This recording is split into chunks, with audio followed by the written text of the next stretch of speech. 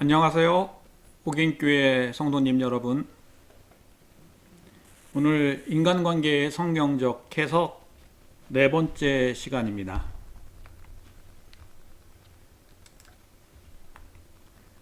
4강으로 다윗과 요나단의 관계에 대해서 말씀드리려고 합니다. 지난 시간에는 나오미와 룻에 대해서 말씀드렸고요.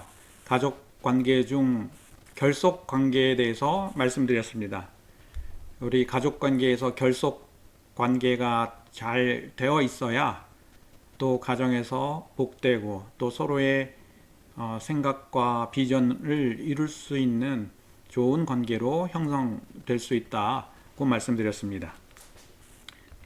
오늘은 4강으로 다윗과 요나단, 사회적 관계 중에서 협력 관계에 대해서 말씀드리려고 합니다. 다윗과 요나단 관계를 통해서 우리 사회에서 협력 관계를 어떻게 형성해야 하고 또 그 방법이 성경적으로 형성되어야 되는데 그 성경적 협력 관계를 말씀드리려고 합니다. 우리 기도하고 시작하겠습니다. 주님 감사합니다. 이 시간 주님께서 은혜를 부어주시고 성령께서 함께하여 주셔서 주님의 뜻대로 저희들이 살아갈 수 있는 귀가 열리고 또 눈이 보이고 또 마음이 주님께 향할 수 있도록 주님께서 인도하여 주시옵소서. 이 모든 말씀 예수 그리스도 이름으로 기도 올려옵나이다. 아멘. 화면에 보면은 책에 나의 스승 설리반이라는 책이 있습니다. 이 설리반이 앤 설리반입니다. 앤의 어머니는 사망하였고 아버지는 알코올 중독자였습니다. 동생마저 세상을 떠나게 되니까 앤은 그 충격으로 미쳐버렸습니다. 게다가 실명까지 해서 눈이 보이지 않게 됩니다. 앤은 수시로 자살을 시도했고 혼자 있으면 괴성도 질렀습니다. 앤이 회복 불가능이라는 판정을 받고 이제 정신병동 지하실에 독방에 감금되어서 있었습니다. 모두가 치료를 포기했습니다. 그때 한 나이가 많은 간호사 로라가 앤을 돌보겠다고 자청했습니다. 로라는 정신적인 치료보다는 친구가 되어주는 방법을 썼습니다. 날마다 과자를 들고 가서 책을 읽어주고요. 또 기도를 해 주었습니다. 한결같은 사랑을 받았지만 앤은 꽉 닫힌 문처럼 아무에게도 말을 하지 않았습니다. 음식조차 먹지 않았습니다. 그러다가 얼마 후에 앤의 독방에 비치는 빛을 통해서 또 로라의 사랑의 빛을 통해서 조금씩 반응하기 시작하면서 정신이 돌아온 사람처럼 이야기를 하기 시작했습니다. 앤의 지칠 줄 모르고 한결같은 사랑, 앤을 향한 그 사랑이죠. 로라의 사랑이죠. 그 로라의 사랑에 앤은 회복되기 시작했습니다. 로라와 앤과 서로 나누는 대화의 횟수도 점점 많아졌습니다. 그리고 2년 뒤 앤은 정상 판정을 받고 정신병동에서 나오게 됩니다. 정신병동에서 나온 이후 앤은 퍼스킨이라는 시각장애학교에 입학을 합니다. 앤은 학교 생활을 하면서 웃음을 되찾았습니다. 스승인 로라가 세상을 떠나는 아픔도 있었지만 그 아픔을 이겨낼 수 있는 이유가 있었는데 그것이 로라가 남겨준 사랑 때문이었습니다. 앤은 시각장애학교에서 최우수 우등생으로 졸업하게 됩니다. 그리고 한 신문사의 도움을 받아서 개안수술, 눈이 보게 하는 수술을 하게 되어 시력을 회복할 수 있었습니다. 그리고 어느 날 앤은 한 신문사 광고를 보게 됩니다. 보지도 못하고 말하지 못하는 아이를 돌볼 사람을 구합니다. 라는 한 내용입니다. 앤은 보지도 못하고 말하지 못하는 아이에게 자신이 받은 로라의 사랑을 돌려주기로 결심합니다. 앤이 사랑을 준 그 아이는 자라서 20세기의 세계적인 주인공이 됩니다. 그 아이가 헬렌 켈러입니다. 헬렌 켈러와 함께 있었던 선생님은 앤 설리반이었습니다. 간호사 로라가 앤 설리반과 함께 있어 주었던 것 같이 앤 설리반은 헬렌 켈러와 함께 있어 주었습니다. 로라가 앤의 고통을 듣고 공감하는 것 같이 앤도 헬렌 켈러의 고통을 함께 공감하면서 헬렌 켈러를 돌보았습니다. 헬렌 켈러는 나중에 세계적인 여성이 됩니다. 저희들도 헬렌 켈러에 대해서 이야기 참 많이 알고 계시죠? 이 헬렌 켈러 뒤에는 앤 설리반이라는 선생님이 함께 있었고 48년 동안 서로 협력 관계를 가지면서 정말 미국의 뿐만 아니라 세계의 많은 여성들의 본이 되면서 여성들이 바뀌고 변화하는 또 존경하는 그런 사람이 되었습니다. 앤의 사랑은 기적을 만들었습니다. 로라와 앤의 관계, 또 앤과 헬렌 켈러의 관계에서 보여준 관계가 협력 관계입니다. 협력 관계란 함께 나누는 사랑이 서로 협력 관계가 되어서 서로를 세워주고 온전하게 합니다. 협력 관계입니다.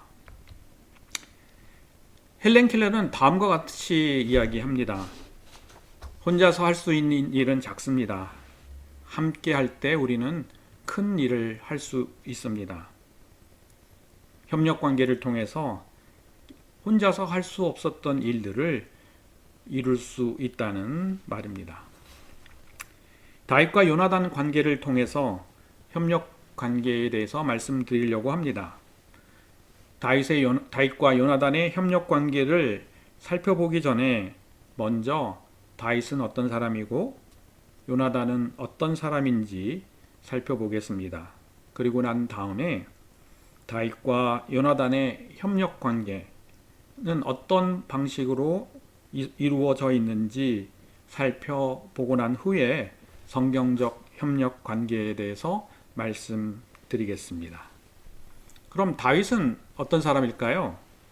다윗의 뜻은 극진한 사랑을 받은 자라는 뜻입니다. 보통 이름에는 자신이 바라고 또 부모가 원하는 바람을 표현하고 있습니다. 극진한 사랑을 받고 싶어 하는 마음, 그 마음이 다윗의 이름에 포함되어 있는 것입니다. 왜 다윗은 이렇게 극진한 사랑을 받고 싶어 하는지, 그 이유는 부모를 살펴보면 알 수 있습니다.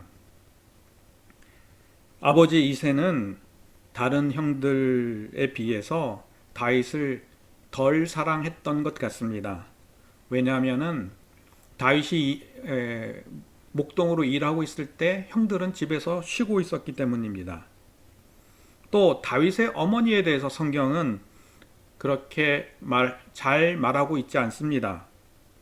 그 이야기는 아마도 다윗의 어머니는 일찍 죽었을 가능성이 높기 때문에 성경에서 그렇게 언급하고 있지 않음을 알 수 있는 것입니다. 또 다윗은 베들레헴 출신입니다. 베들레헴은 저희들이 잘 아는 것처럼 예수님께서도 베들레헴에서 태어나셨죠.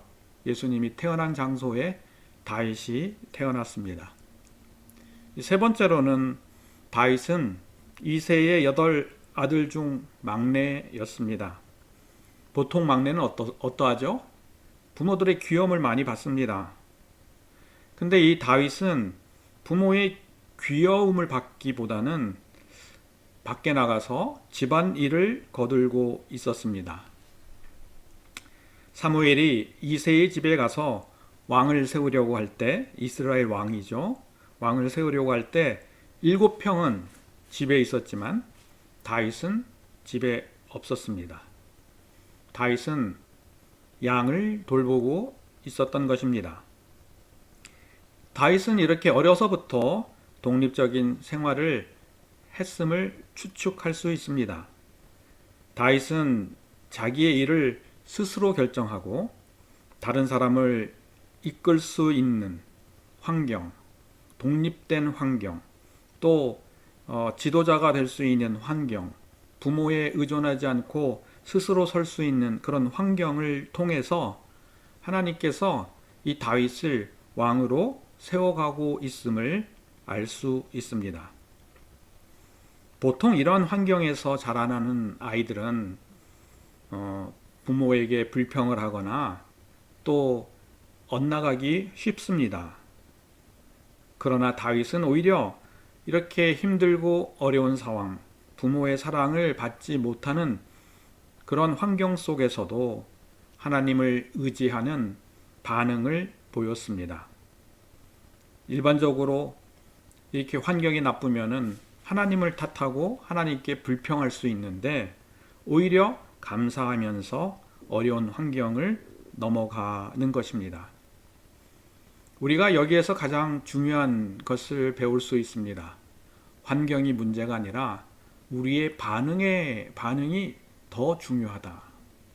어려운 환경 속에서도 하나님과 가까이 하는 반응이 우리가 보인다면 하나님과 더 가까워지고 그 어려운 환경이 하나님의 은혜와 복으로 바뀔 것입니다.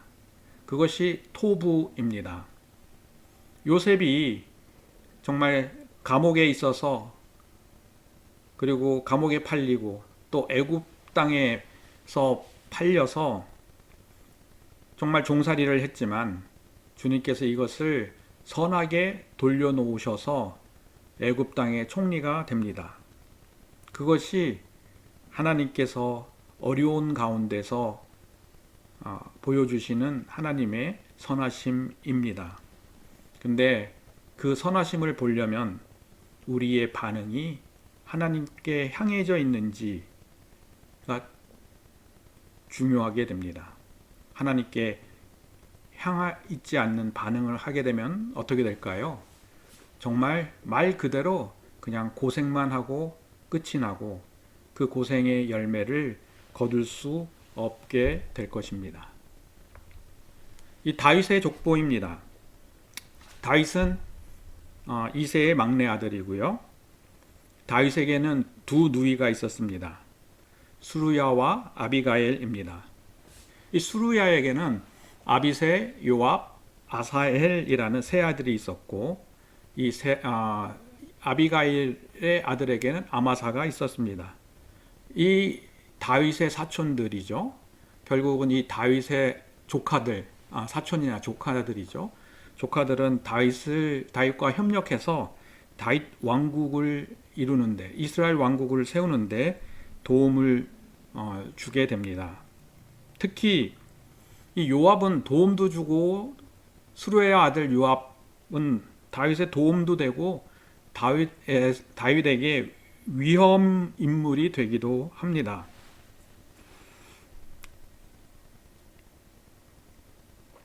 다윗의 아들 압살롬이 반역했을 때 압살롬을 죽인 사람이 요압입니다. 사울의 군대 장관이었던 아브넬을 죽인 사람도 요압입니다. 아브넬이 이제 다윗 왕국과 이제 사울 왕국이 서로 이제 결합해서 통일 왕국으로 될 즈음에 그런 협상을 하러 왔는데 아브넬 장군을 죽여서 다윗을 곤란하게 만들기도 하는 장본인이 요압입니다. 다윗입니다. 이 다윗은 어떤 사람일까요? 여호와께서 사무엘에게 이르시되 그의 용모와 키를 보지 말라. 내가 이미 그를 버렸노라. 내가 보는 것은 사람과 같지 아니하니 사람은 외모를 보거니와 나 여호와는 중심을 보느니라 라고 말씀하고 있습니다. 사무엘이 이스라엘 왕을 세우려고 이새의 집에 갔을 때 하나님께서 사무엘에게 하신 말씀입니다. 다윗의 형 엘리압을 보고 사무엘이 기름을 부으려고 했습니다. 그때 하신 말씀입니다. 이 중심이라는 것은 마음을 말합니다. 이 심장을 이야기하고 있습니다.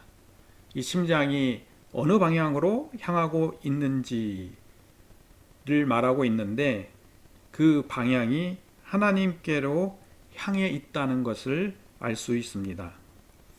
그러나 어떤 사람은 그 마음이 하나님이 아니라 세상을 향하고 있는 사람도 있습니다.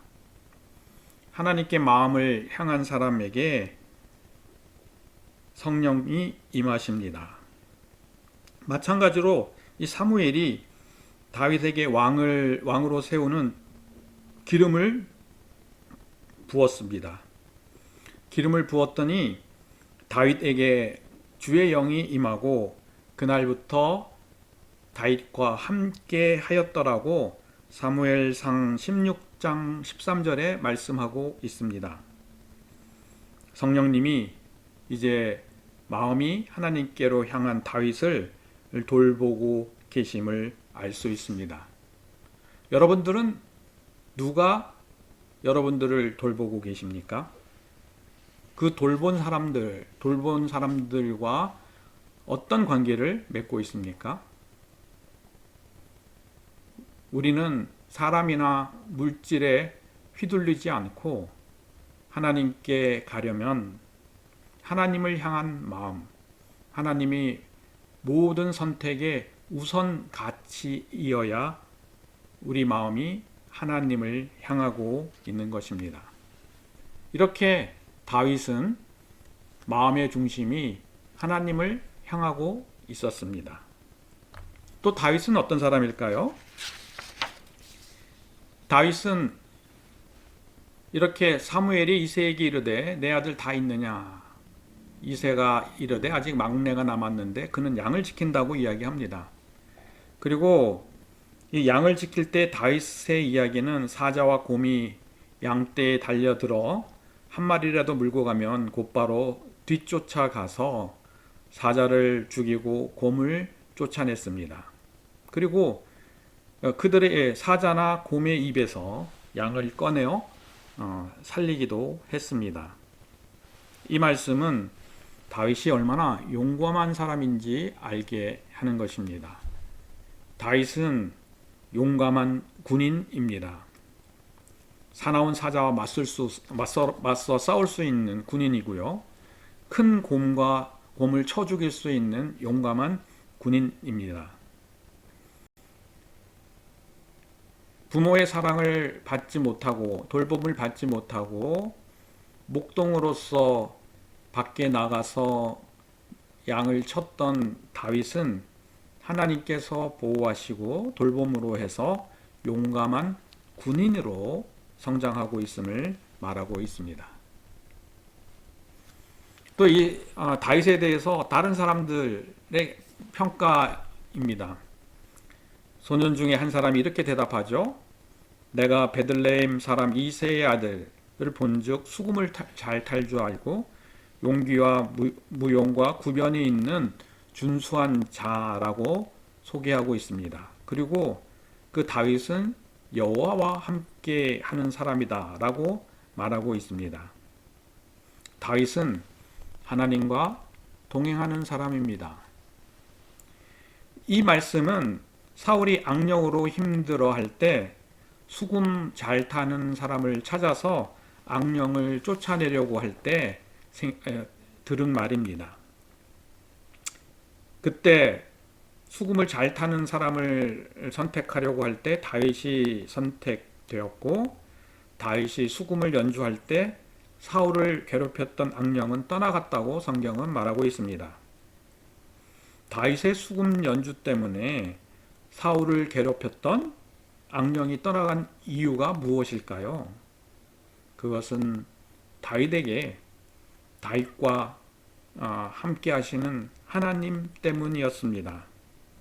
하나님과 함께 한다는 뜻은 하나님과 동행한다는 뜻입니다. 하나님과 함께 동행하였기 때문에 이렇게 사람들에게 인정을 받는 사람이 되었습니다. 다른 사람에게 인정을 받고 자신감이 넘치는 다윗이었지만 다윗이 가정에서의 위치는 어떠했습니까? 아버지 이새의 사랑과 어머니의 사랑을 받지 못하면서 자랐습니다. 그러나 하나님께서 동행하셨기 때문에 다윗은 용감한 군인으로 성장할 수 있고 사람들에게 인정받는 사람이 되었으며, 또 말과 언변과 음악을 겸비하는 리더의 자질, 지도자의 자질을 갖추게 되었습니다. 이렇게 리더는, 하나님의 사람들은 하나님께서 지도자를 키우고 계십니다. 그 지도자는 그 반응이 어떠함에 따라서 달라질 것입니다. 아무리 어려운 환경 속에서도 하나님께 향하고 하나님께서 그 어려움 속에서, 고통 속에서 일하시는 하나님을 바라보게 되면은 그 고통이 은혜와 축복으로 바뀌어지는 토부의 역사가 저희들에게도 일어날 것입니다. 그럼 요나단은 어떤 사람인가요? 요나단의 뜻은 여호와가 주시는 자, 여호와가 주셨다라는 의미입니다. 결국 요나단은 하나님이 주셨다라는 뜻이네요. 하나님이 요나단을 주셨음을 알 수 있습니다. 또 아버지 사울왕과 어머니 아비노함의 자녀로서 큰 아들입니다. 장남입니다. 또 사울을 도와서 이스라엘을 브레스로부터 해방시키기도 합니다. 또 다윗이 왕이 되면은 다윗과 함께 있겠다고 맹세했는데 또 이러한 약속을 이루지 못하고 갈보아 산에서 사울과 같이 전사하게 됩니다. 다윗은 요나단을 잃은 슬픔을 노래로 했는데 이 노래를 활의 노래라고 이야기하고 있습니다. 활의 노래는 사무엘상 1장 18절에서 27절까지 그 노래를 기록하고 있습니다. 요나단의 족보입니다. 요나단의 족보를 보면 아히노암과 사울의 자녀인 것을 알 수 있고, 요나단은 장자임, 큰아들임을 알 수 있습니다. 또 넬이라는 숙부가 할아버지가 있었고, 요나단에게는, 사울에게는 숙부죠. 요나단에게는 할아버지고, 아브넬이라는 숙부가 있었습니다. 아브넬은 나중에 전에 말씀드린 것 같이 사울이 죽고 난 다음에 사울의 자녀들 이스보셋을 중심으로 해서 사울 왕국을 만들고 있었다가 이 사울 왕국을 다윗 왕국과 통일시키려고 협상하러 가는 사람이 아브넬입니다. 근데 이 아브넬이 누구에게 죽었다고 말씀드렸죠? 요압. 이 요나단의 이제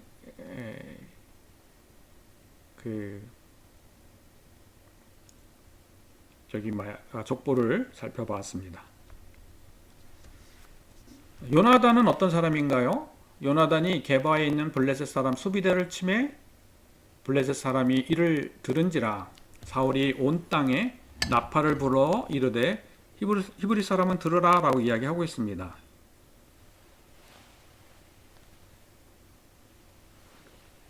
다윗이 수비대를 쳐서 블레셋 사람을 물리치는 이야기입니다. 다윗이 아니라 요나단입니다. 요나단은 천부장으로 1000명의 부하가 있었습니다. 요나단은 자기 군대와 함께 게바에 있는 블레셋 수비대를 쳐서 이겼습니다. 요나단은 다윗과 같이 용감한 군인입니다. 용맹스러운 군인입니다. 요나단이 자기 병기를 든 소년과 함께 mik바스의 가파른 계곡에 올라가서 블레셋 20명을 쳐 죽이기도 합니다. 혼자서 올라가서 그 다음에 병기 든 소년과 같이 올라가서 혼자서 20명을 쳐 죽인 것입니다. 또 블레셋이 공격하러 왔을 때 아무도 블레셋과 전쟁하려고 하지 않을 때 요나단이 블레셋 적진에 들어가서 블레셋 내부에 혼란을 일으키기도 합니다. 이런 혼란으로 인해서 블레셋 사람들은 서로 죽이고 서로 싸웠다고 말하고 있습니다. 정말 용감한 군인입니다. 다윗도 용감한 군인이라고 말씀드렸죠.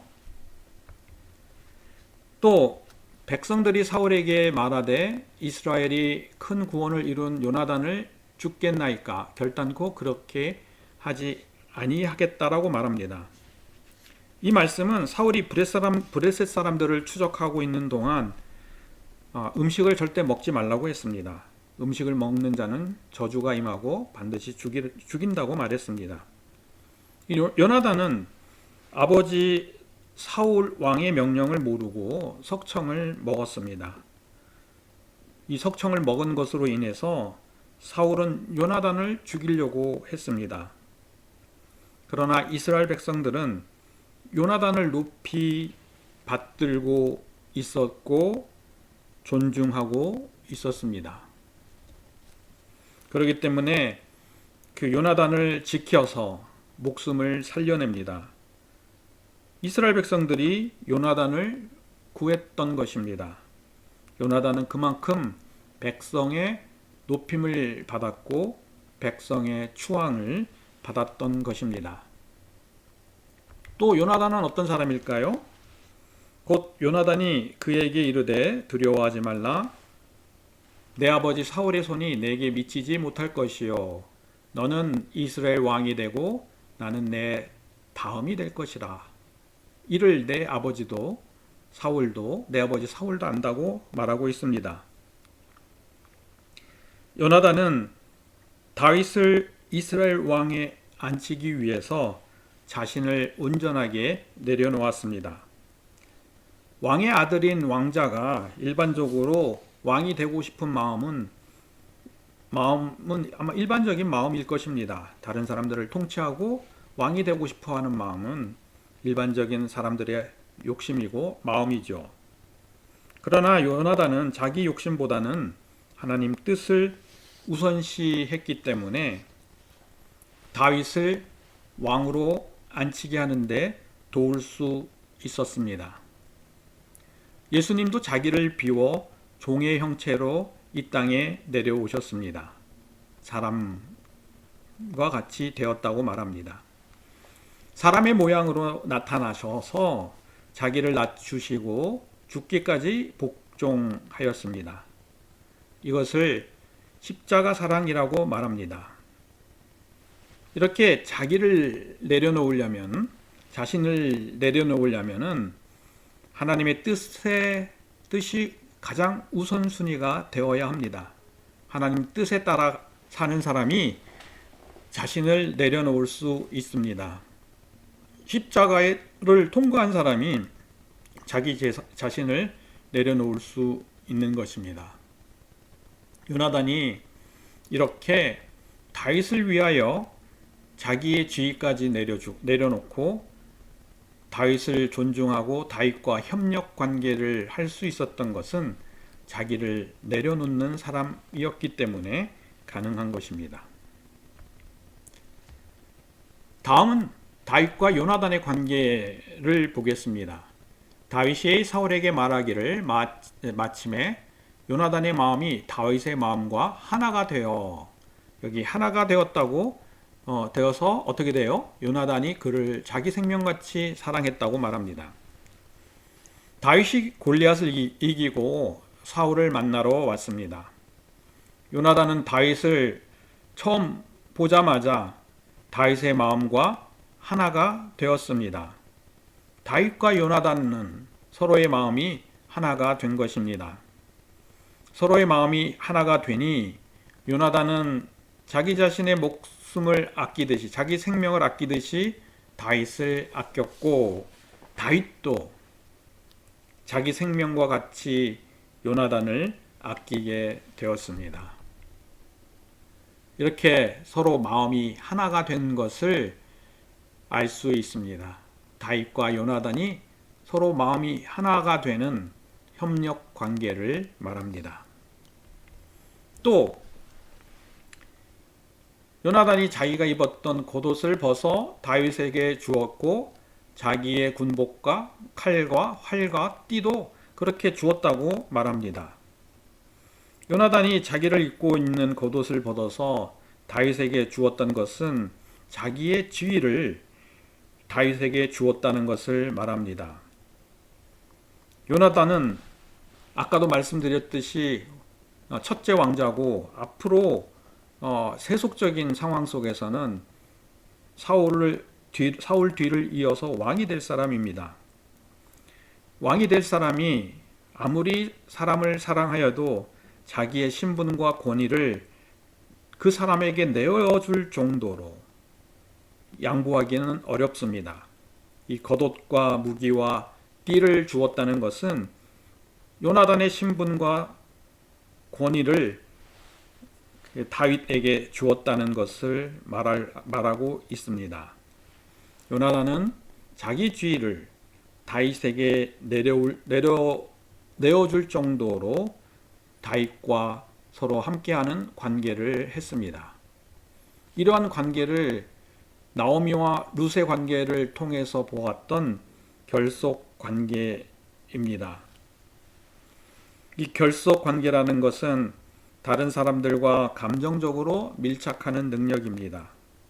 결속의 가장 깊은 수준에서 다른 사람과 연결하는 능력입니다. 이 결속은 가장 깊은 수준으로 관계하는 것입니다.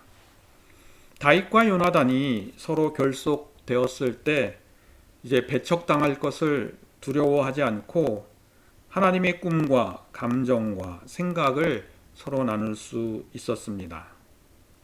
이 결속 관계로 맺어진 협력 관계는 요나단이 나중에 다윗의 왕위에 오를 때까지 다윗이 온갖 박해와 죽음과 고통을 겪게 되는데도 그때마다 요나단은 자기 목숨을 내어주고 아버지 사울로부터 죽을 위험을 갖기도 했지만 그것을 넘어가고 그것을 자기 목숨보다 사랑하는 다윗을 위해 자기 목숨도 내어줄 수 있었던 것입니다.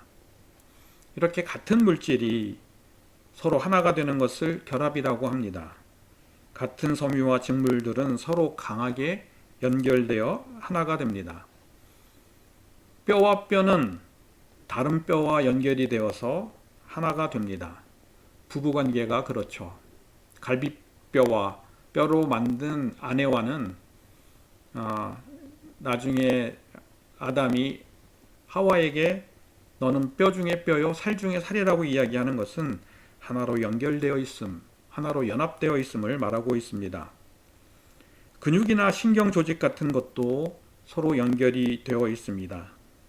이와 같이 요나단의 마음과 다윗의 마음은 서로 하나님을 바라보고 또 하나님을 바라봄으로 해서 서로 결속 관계를 맺을 수 있었던 것입니다.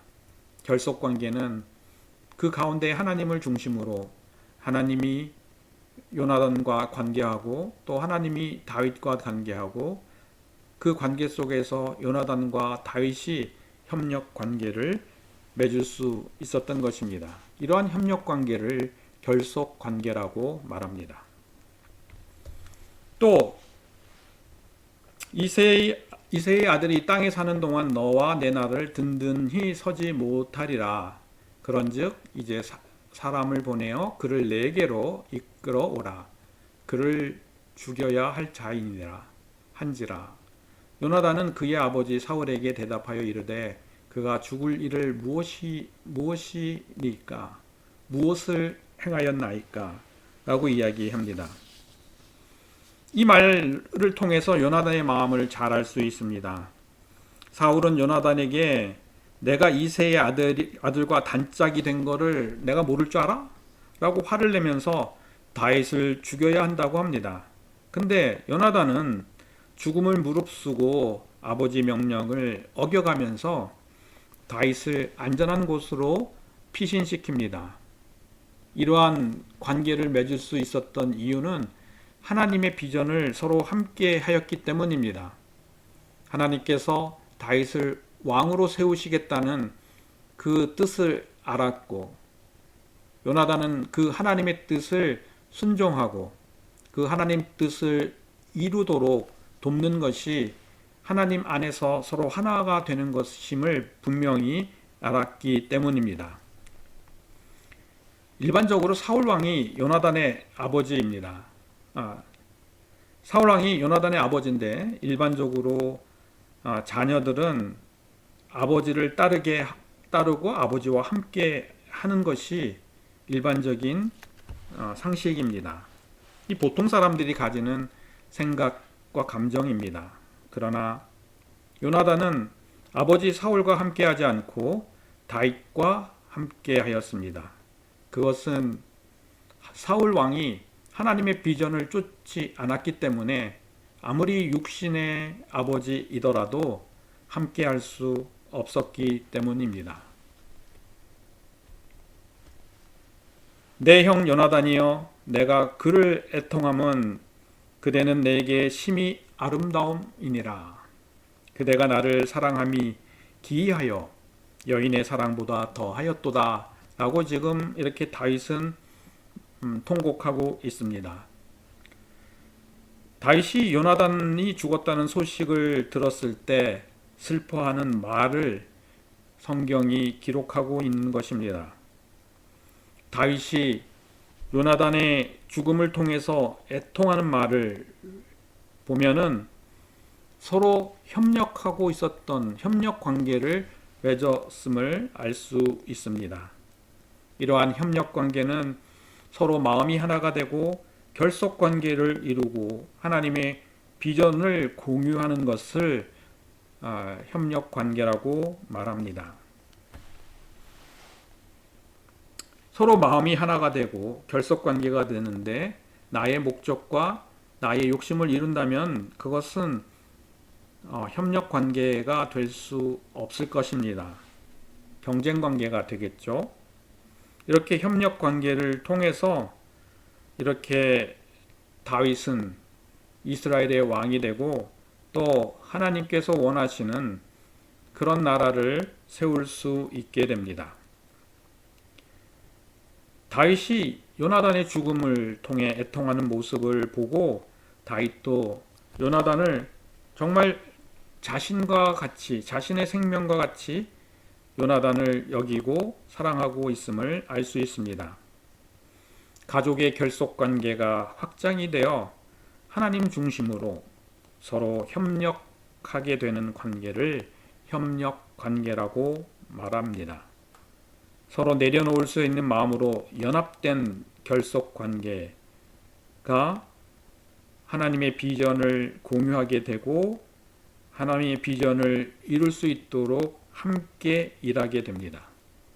이것이 성경적 협력 관계입니다. 성경적 협력 관계란 무엇일까요?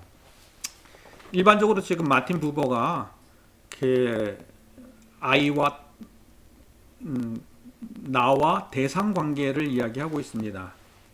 첫 번째 그것과 당신은 나를 대상으로 보고 있고 상대를 존중하고 있음을 볼 수 있습니다. 아이와 다우, 나와 당신 관계는 나도 존중하고 당신도 존중하는 관계입니다. 나도 높게 보고 상대방도 높게 보는 것이죠. 아이와 it의 관계는 나는 높게 보지만 상대를 낮게 보는 관계를 말합니다. it과 it, 그것과 그것의 관계는 상대방도 낮게 보고 나를 낮게 보는 관계를 말합니다.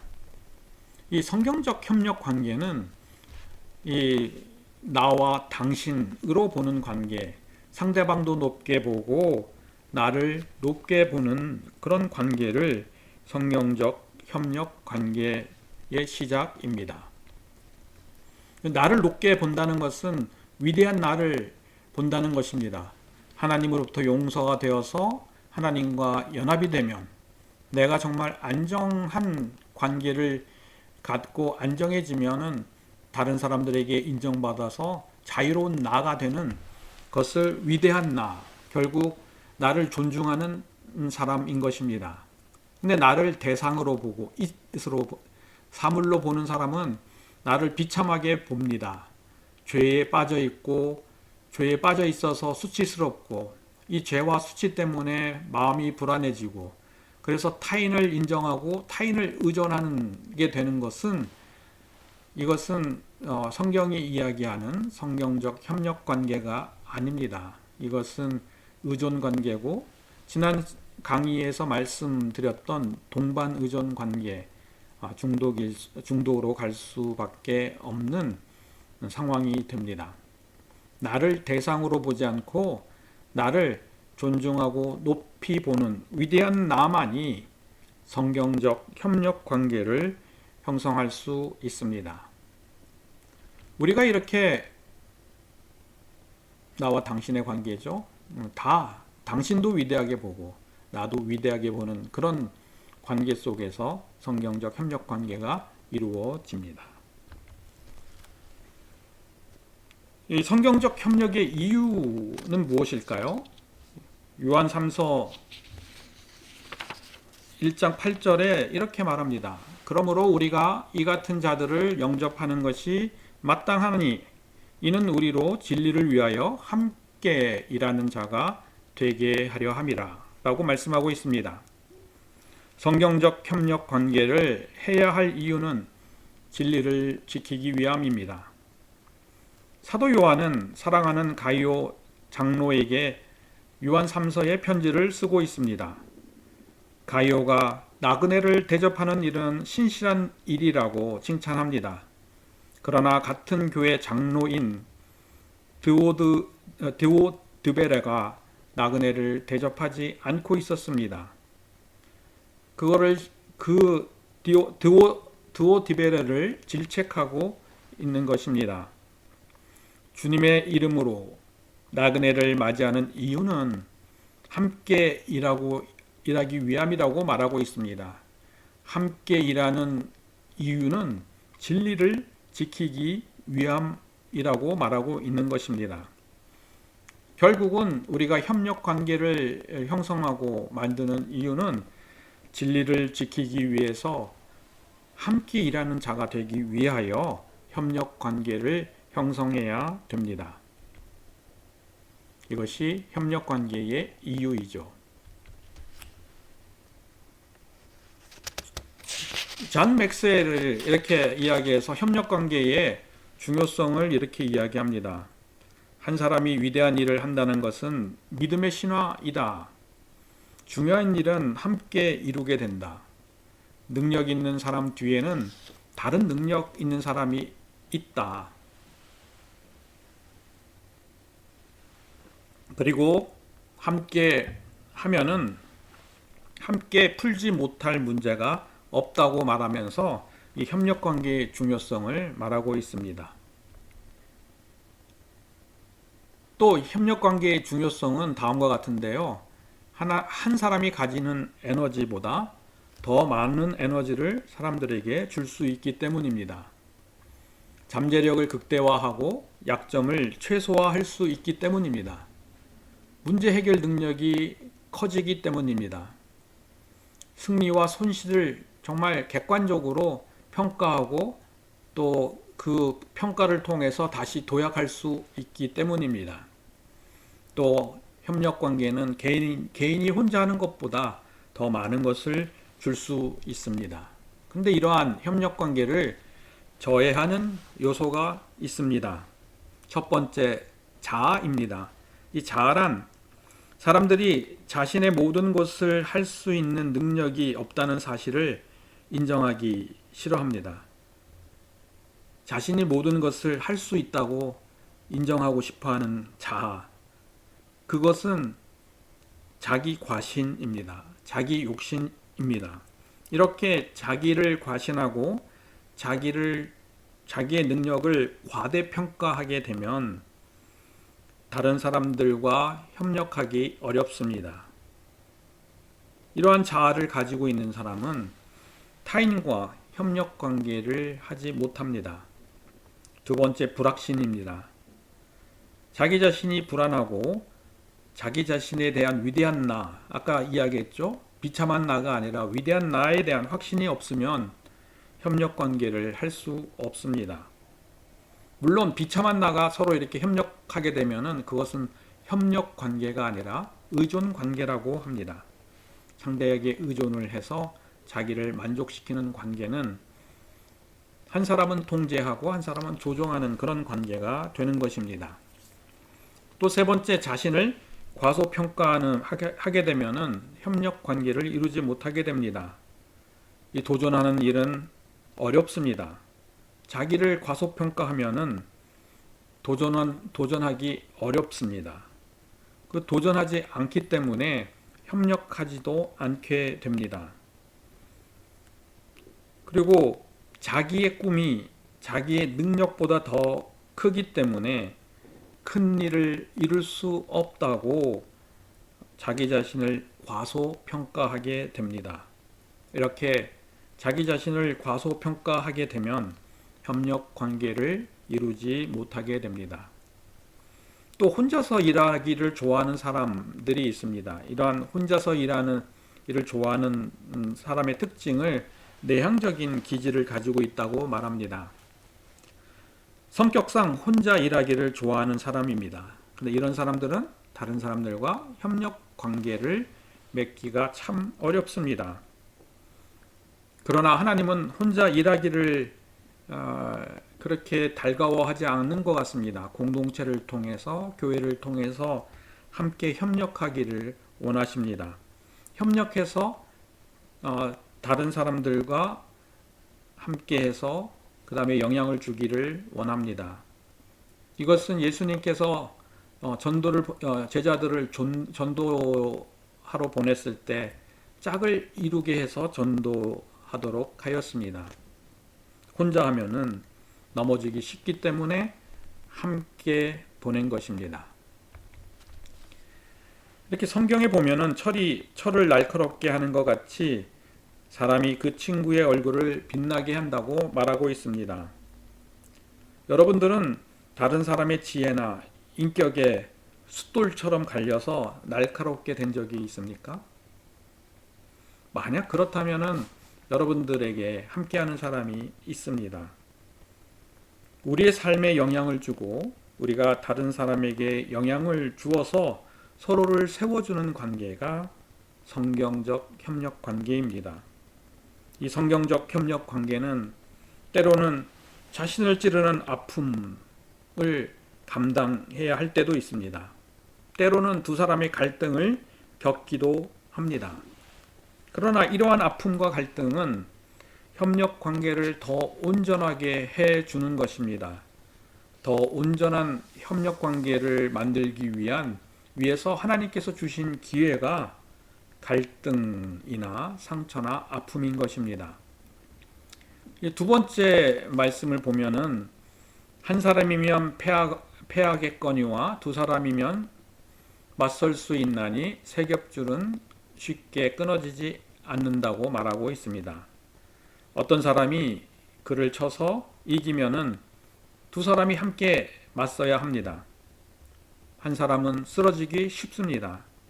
한 사람이 쓰러지면 두 사람이 함께 가서 맞서라고 성경은 말하고 있습니다. 그러지 않으면, 그렇게 하면 쓰러지지 않고 맞설 수 있다고 말합니다. 이렇게 쓰러지지 않으려고 하면 협력 관계를 맺어야 합니다. 성경적 협력 관계란 쓰러진 사람들을 일으켜 세우고 함께하는 관계라고 말할 수 있는 것입니다. 근데 이렇게 성경적 협력 관계를 쉽게 할 수 있을까요? 지금 표에 보면은 두 범죄자 A, B죠. 경미한 범죄 행위로 경찰에 검거되었습니다. 수사관들은 이 A, B가 이전에도 많은 범죄를 저질렀음을 알고 있습니다. 근데 검거될 당시에 그 당시 행했던 범죄 이외에는 다른 여죄들을 절대로 자백하지 않기로 서로 약속하였습니다. 수사관은 그들이 다른 여죄가 있다는 것을 알지만 증거가 없었습니다. 자백만이 증거가 되는데 두 사람의 자백을 받아야 하는 것에 대한 상황들을 이렇게 분류하고 있는 것입니다. 수사관은 A, B를 격리시키고 A가 혹은 B가 자신의 여죄를 자백할 경우와 자백하지 않을 경우에 형량을 알려줍니다. 만일 두 사람 다 자기의 죄를 자백하면은 초록색처럼 1년의 형을 받게 됩니다. 근데 두 사람 중 한 사람만 자백을 하게 되면은 한 사람은 석방하고 다른 한 사람은 10년형을 받게 됩니다. 검정색 색이죠. 근데 만약에 둘 다 자백을 하게 되면은 A와 B 모두 5년 징역형을 받게 됩니다. 여러분들은 만약에 이러한 상황이었으면 무엇을 선택할까요? 물론 초록색 모두가 침묵하는 것이 서로에게 유리합니다. 그것이 최대 이익을 A와 B 관계에서 최대 이익을 낼 수 있는 것입니다. 그러나 한 죄수가 다른 죄수를 믿지 못해서 자기의 죄를 자백할 것이라고 판단하면 상대도 자백하는 것이 유리합니다. 빨간 선이죠. 그리고 다른 죄수가 자백하지 않을 것을 확신한다고 해도 오히려 자신은 자백해서 석방되는 것이 더 나은 것입니다. 이렇게 개인의 이익이 있으면은 이 침묵이라는 것을 서로 합의해서 협력해서 서로에게 좋은 방향으로 선택하는 것이 좋은데 사람은 서로에게 좋은 방향으로 선택하지 않고 둘 다 자백을 하거나 아니면 한 사람이 자백할 것을 확신해서 한 사람이 자백하지 않을 것을 확신해서 자기가 자백하거나 그러한 자기 중심적, 자기 이익적인 행동을 하기 때문에 협력 관계가 쉽게 이루어지지 않습니다. 협력 관계가 쉽게 이루어지지 않은 모습을 죄수의 딜레마라고 이야기합니다. 성경적 협력 관계는 쉬운 것 같아도 자기 자신을 온전하게 내려놓지 않으면 형성될 수 없습니다. 자기 자신을 내려놓고 하나님 안에서 자기가 위대함을 깨닫는 사람이 자기 자신을 내려놓고 협력 관계를 하게 됩니다. 이렇게 자기 자신을 내려놓고 자기 자신이 주님 안에서 위대함을 깨닫는 사람들이 다른 사람들을 만나서 협력하게 되면은 그것이 성경적 협력 관계라고 합니다. 성경적 협력 관계는 무엇일까요? 로마서 5장 11절 말씀인데요. 그뿐 아니라 이제 우리로 화목하게 하신 우리 주 예수 그리스도로 말미암아 하나님 안에서 또한 즐거워하느니라 라고 말씀하고 있습니다. 이 보면은 로마서 11장 말씀에 보면은 화목하게 하신 우리 주 예수 그리스도의 말미암아 라고 말하고 있습니다. 이 성경적 협력 관계는 화목을 말하고 있습니다. 먼저 그리스도 안에 있어야 화목하게 됩니다. 또 그리스도 안에 기쁨을 누릴 수 있어야 화목하게 됩니다. 그래서 그리스도 안에서 화목하게 되어야 성경적 협력 관계를 맺을 수 있습니다. 이 화목을 성경적 협력 관계라고 말합니다. 근데 이 화목은 어떻게 이룰 수 있을까요? 십자가의 피로 화평을 이루사 만물 곧 땅에 있는 것들이나 하늘에 있는 것들이 그로 말미암아 자기와 화목하게 되심을 기뻐하심이라 라고 말씀하고 있습니다. 화목하기 위해서는 뭐가 전제가 되죠? 화평해야 합니다. 화평한 관계, 화평을 통해서 화목이 이루어집니다. 화목이라는 협력 관계가 이루어지는 것을 말합니다. 화목하려면 그리스도의 피로 화평을 이루어야 합니다. 화평은 마음의 평안을 말합니다. 그리스도께서 우리에게 마음의 평안을 줍니다. 그리스도의 피로 죄책감, 수치심, 우울, 분노, 열등감을 씻어내어야 마음이 평안해집니다. 이렇게 그리스도의 피로 우리의 부정적인 감정들을 씻어내고 부정적인 생각들이 성경적인 생각으로 바뀔 때에 우리는 화평을 이루게 됩니다. 마음이 평안하게 됩니다. 마음이 평화롭게 되어야 자기의 마음이 평화롭게 되어야 다른 사람을 평화롭게 할 수 있습니다. 그러면은 서로 평화로운 관계가 되어서 화목하게 됩니다. 이 화평은 하나님과 나와의 관계에서 시작이 됩니다. 하나님과 내가 평화로운 관계를 맺어야 합니다. 진리 안에 있어야 합니다.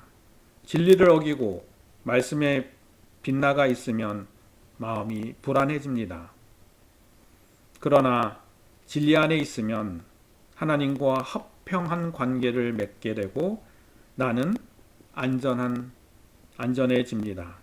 세상의 모든 불안으로부터 자유로워집니다. 진리를 알고 쫓으면 하나님과 평화로운 관계를 맺게 됩니다. 하나님과 화평해져야 내 마음이 안정이 됩니다. 내 마음이 안정이 되면은 이제 다른 사람들에게 화평을 전해줄 수 있고 내가 다른 사람에게 화평을 전해주면 다른 사람과의 관계에서 화목한 관계를 형성될 수 있습니다. 이렇게 다른 사람과의 관계에서 화목된 관계를 성경적 협력 관계라고 말합니다. 하나님 안에 있어야 화평을 경험하고 또 화평을 경험한 사람이 타인과 화목할 수 있는 것입니다. 화평이 내 안에 평안이라고 말한다면 화목은 나와 다른 사람과의 관계에서 이루어지는 평안입니다. 화평은 내가 하나님 안에 있다는 증거이고 화평은 내가 이웃을 사랑하고 있다는 증거입니다. 우리 모두 내적으로 하나님이 주신 평안을 경험하고 또 다른 사람과 화목한 관계를 맺어 하나님 나라가 이 땅에 이루어지는 그러한 은혜로운 삶을 살기를 축원합니다. 다음 말씀을 읽고 양육과정을 마치려고 합니다. 그러므로 너희가 더욱 힘써 너희 믿음의 덕을 지식을 지식의 절제를, 절제의 인내를, 인내의 경건을, 경건의 형제 우애를, 형제 우애의 사랑을 더하라. 저희가 이렇게 협력 관계를 통해서 형제 우애의 사랑을 더할 수 있는 사람이 되기를 축원합니다. 감사합니다. 기도하겠습니다. 하나님 감사합니다. 양육과정 4강을 마쳤습니다. 주님께서 함께하여 주시고 이 과정을 통해서 다른 사람들과의 관계가, 가족과의 관계가, 나와 하나님과의 관계가 더 좋아지고 더 가까워지는 놀라운 주님의 역사가 일어나기를 기도합니다. 이 모든 말씀 예수 그리스도 이름으로 기도 올려옵나이다. 아멘. 네, 감사합니다. 다음 주에 뵙겠습니다.